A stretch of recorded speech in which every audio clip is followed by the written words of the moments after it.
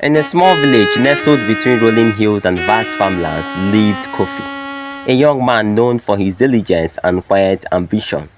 Born into a family of humble farmers, Kofi had always dreamed of more. Though life in the village was simple, Kofi was determined to rise above the hand he had been dealt. He often sat under the massive bamboo tree at the edge of his family's land, thinking of ways to escape poverty and bring prosperity to his family. One late afternoon, while resting after a long day's work, an idea struck Kofi. He realized that while the farmers in his village were skilled at growing crops, they often struggled to sell their produce at a good price. The nearby town had markets, bustling with buyers who paid much more than the villagers were used to earning. Kofi knew that if he could buy the produce from his fellow farmers at a fair price and sell it in the town for a higher profit, he could make enough money to change his life and that of his family. Excited about his discovery, Kofi couldn't keep it to himself. His best friend, Kwame, had been by his side since childhood, and Kofi trusted him with all his heart. That evening, Kofi invited Kwame to sit with him under the bamboo tree where they often shared their dreams. Kwame, Kofi began, his voice full of enthusiasm. I've come up with a plan that could make us rich. You know how the farmers in the village struggle to sell their crops at a good price? I've realized that if we can buy their produce cheaply and take it to the town, we could sell it for double or even triple the price. Kwame listened intently, nodding along, but his mind was racing. As Kofi spoke, Kwame felt a surge of envy.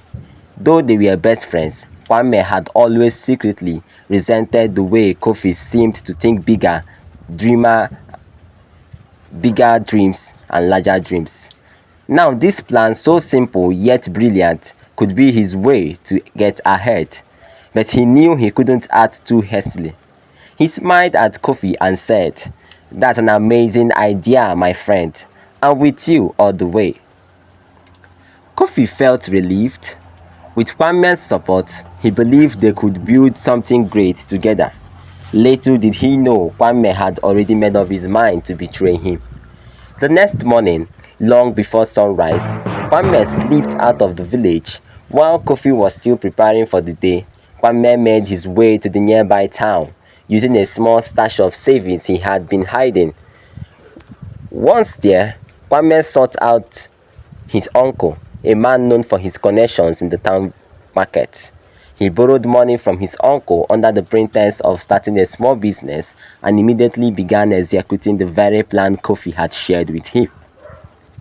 Within weeks, Kwame's business took off. He moved swiftly, buying produce from the farmers, offering them slightly better prices than the traders who occasionally came to the village, and then selling the goods in town for a hefty profit. Word of Kwame's success spread quickly through the village and the town, and people marveled at how quickly he had risen to prominence. Kofi, meanwhile, was still gathering resources to start his venture. He had spoken to his father and a few local farmers, convincing them to sell their produce to him when the harvest season arrived.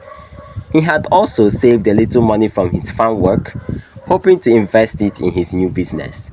But the day he finally made his way to the town market to explore potential buyers, his heart sank. There, in the busiest corner of the market, stood Kwame, surrounded by merchants and buyers, trading the very goods Kofi had planned to sell. Stunned, Kofi approached Kwame, his face itched with disbelief. "Kwame, what are you doing? This was our plan," he said, his voice shaking with a mix of anger and betrayal. Kwame, with a smug smile, looked Kofi straight in the eye. "It was your plan," he said, "but I acted on it. You see, Kofi, in this world, it's not about who has the idea, it's about who moves first." Kofi was speechless. He couldn't believe the person he had trusted most had taken his dream and turned it into his own success. The weight of the betrayal settled heavily in his chest, and he walked away without another word. For weeks, Kofi was heartbroken. He withdrew from his friends and family, working silently on his father's farm, replaying the betrayal in his mind. But over time, something inside him shifted. He realized that Kwame's action, while painful, had taught him a valuable lesson. The world wasn't always fair, and not everyone who smiled at your success was genuinely happy for you. He decided he would no longer share his dreams or plans with anyone, not even his closest friends, until they were fully realized. With renewed determination, Kofi began working on the new plan, but this time he kept it to himself. He quietly saved more money and made discreet trips to neighboring villages, establishing connections with farmers who produce crops different from those in his own village. He negotiated deals with buyers in another town, far from where Kwame operated.